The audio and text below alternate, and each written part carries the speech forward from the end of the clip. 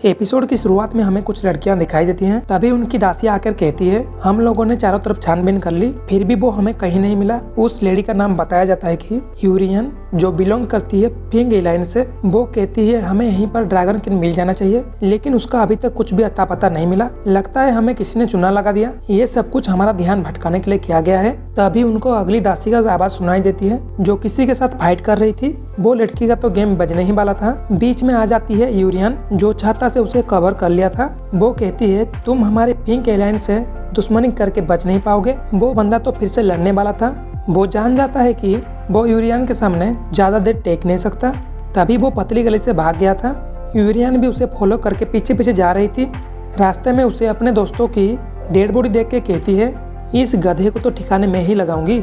वो बंदा तो जाते जाते अपने सारे दोस्तों के पास एक सिग्नल भेज दिया था। यूरियन भी वो सिग्नल को अच्छी तरह से जानती थी। ये था अनडाइन सेक्ट का सिंबल। वो बंदा भागते भागते पहुंच गया था अपने दोस्तों के पास, लेकिन उसके सारे दोस्त भी पहले से मरे हुए थे। वो जान जाता है कि कोई तो बड़ा वॉरियर इन लोगों को ठिकाने लगाकर चला गया है, क्योंकि उसके सारे दोस्त भी एक एक अच्छे फाइटर थे। उनको मारना इतना आसान काम नहीं था। तभी उसको एक साथी आके बताता है कि हमारी बाकी जगहों पर हमारे सारे साथी मारे जा चुके थे, और जो भी ये सब किया है उसका नाम है साओचेन। तभी हम सब एक एंशिएंट टेम्पल देखते हैं, जहाँ पर ब्लू रेन साइलेंस का कैंप था। वो लेडी कहती है, क्या हमें यान किंग चेन की बातों पर भरोसा करना चाहिए? ब्लू रेंस अपनी साथियों की बॉडी देखकर कहता है, जो भी इन लोगों को मारा है वो कभी भी एक नॉर्मल फाइटर तो हो ही नहीं सकता। हम सब भी अकेले जाके उसे रोक नहीं पाएंगे, लेकिन सबसे पहले पकड़ेंगे हम साओचेन को। तभी अनडाइन सेक्ट के स्विमिंग पूल पर दो पापा की परी नहा रहे थे। एक सोल्जर भागा भागा आके कहता है, हम चारों तरफ जाल बिछा चुके हैं, बस साओचेन का फंसना वहाँ पर बाकी है।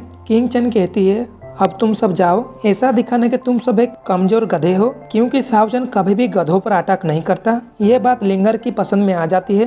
कहती है उसका दुश्मन चारों तरफ फैले हुए हैं, और बाकी सब भी उसके पीछे अब हाथ धोकर पड़ ही जाएंगे, और हमारा काम भी बहुत आसान हो जाएगा। फिर किंग चेन पूछती है, क्या तुम्हारे पास ड्रैगन किंग का कोई अता पता है? फिर लिंगर स्विमिंग पूल से बाहर आकर कहती है, एक ऐसी जगह के बारे में पता चला जिसे ड्रैगन क्लैन के नाम में जाना गया था। मुझे पूरा भरोसा है वो सारे ड्रैगन वहीं पर आकर इकट्ठा होते होंगे। जबकि सारे ड्रैगन वहाँ पर आ जाएंगे, वो ड्रैगन किंग भी जरूर आएगा, और वो जगह का नाम है secret mountain dragon king, secret mountain dragon clan. दूसरे सीन में तीनों भूत बैठकर आग का मजा ले रहे थे, लेकिन इधर साओचेन नदी के किनारे बैठकर शांति से मेडिटेशन कर रहा था। तभी ल्यूरियन पीछे से बढ़ रही थी साओचेन के ऊपर हमला करने के लिए, लेकिन ल्यूरियन साओचेन के ऊपर कर देती है जादू टोना। साओचेन को तो लग रहा था पीछे से रुओसुर आ रही थी। वो तो दिन में भी खुले आंखों के साथ सपना देख रहे थे। ल्यूरियंस भी अपने जादू की मदद से बन गई थी सुओसुई। साओचेन तो उसको देखते ही उसका बचपन का प्यार याद आ जाता है। वो उसके पास जाकर कहते हैं, आई एम सॉरी बाबू, मैंने अपना वादा पूरा कर नहीं पाया, इसके लिए आप मुझे जो भी सजा दोगे मैं हंसी हंसी मान जाऊंगा। तभी ल्यूरियंस को मिल गया था मौका हमला करने के लिए। वो तो साओचेन को धोखे से मार पाती, उससे पहले उसका जादू टोना का पावर हो जाता है खत्म। साओचेन तो तुरंत उसका हाथ पकड़कर कहते हैं, तू कौन है और तुझे चाहिए क्या मेरी माँ?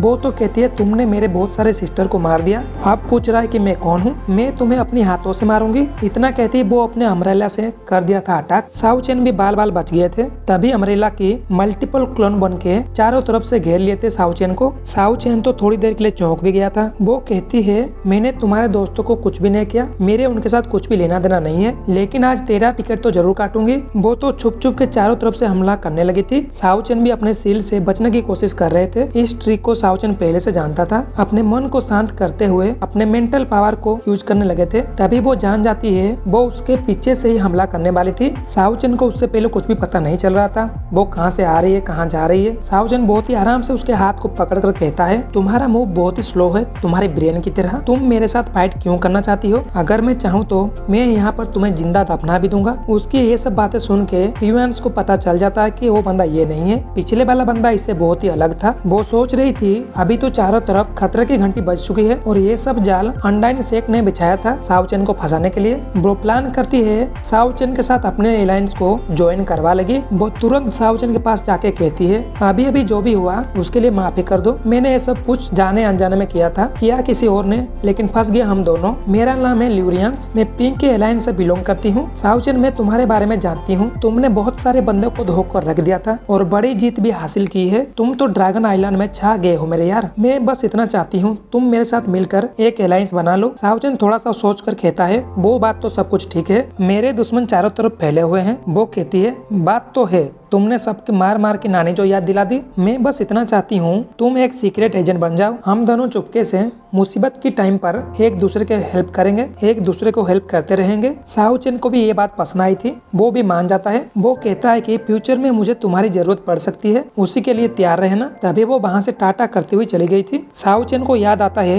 यहाँ पर उसे 4 महीने बीत गए थे और रुओसो भी कैसी है पता नहीं। अगले सीन में साहुचेन की पूरी टीम मैप के सहारे इधर उधर चारों तरफ ढूंढ रहे थे, लेकिन अब तक उन्हें गॉडेस लिन्यो नहीं मिला था। कोको इससे परेशान होकर अपनी पावर का यूज करते हुए चढ़ी गई थी एक बड़े से पेड़ पर। वो नीचे आते ही साहुचेन उसे पूछता है, तुमने क्या देखा हमें बताओ। वो सबको लेकर दिखाती है वो आधा कटा हुआ पेड़, उसका नाम था स्काई रीचिंग डिवाइन ट्री। वो सब उसे टुकुर टुकुर घूरने लगे थे। वो सब अगले ही पल उसके ऊपर चढ़कर चारों तरफ छानबीन करके उनको कुछ भी नहीं मिला था। वहाँ पर उन्हें बस एक टूटा हुआ अंडा दिखाई दिया था। कोको तो उसके अंदर बैठकर मजे से खेल रही थी। साहुचेन तो उसे देखकर समझ जाता है कि यही था कोको का घर, लेकिन उसके माता पिता कहाँ गए उसका कोई पता नहीं। तभी कोको अपने पावर से दिखाने लगता है साहुचेन को उसके साथ क्या क्या हुआ था अब तक। जब कोको पहली बार अंडे से निकला था उसके पास कोई भी नहीं थे उस लिटिल ट्री के अलावा। इस दुनिया में उस लिटिल ट्री के अलावा कोको का कोई भी नहीं थे। वो एक अनाथ की जिंदगी जी रहा था, वो भी मायूस होकर, जब तक कि साहुचेन नहीं मिला। साहुचेन हौसला बढ़ाते हुए कहता है, हम दोनों घर जाएंगे, जरूर जाएंगे, एक दूसरे को साथ देते हुए। इधर वो दोनों पापा की परी पहुंच गए थे ड्रैगन आइलैंड के ऊपर। वो दोनों इधर उधर ढूंढ रहे थे ड्रैगन किंग को। तभी उन दोनों के सामने प्रकट हो गया था डीमन सोर्ड। वो तो अपने ही एटीट्यूड से पूछता है कि किसी भी मास्क लगाई हुई लड़की को आपने देखा है। वो दोनों तो अपने मुंडी हिलाते हुए कहती है, नहीं नहीं, हमने तो किसी को नहीं देखा। ये सुनते ही डीमन सोर्ड कहता है कि अब तुम दोनों को स्वर्ग चला जाना चाहिए, अब तुम दोनों को स्वर्ग चला जाना चाहिए, इस धरती पर तुम दोनों का काम हो गया है पूरा। तभी वो उन दोनों के ऊपर कर दिया था एक भयानक सा अटैक। उन दोनों का तो काम खत्म होने ही वाला था। तभी उन दोनों के सामने आ गई थी वही मास्क वाली लड़की। इससे पहले किंग चेन तो कब का अपना दुम दबाकर भाग गई थी लिंगर के साथ धोखा करते हुए। वो तो सोचती है पहले अपना काम बनता बाद में जाई जनता। इधर वो मार्क्स गर्ल तो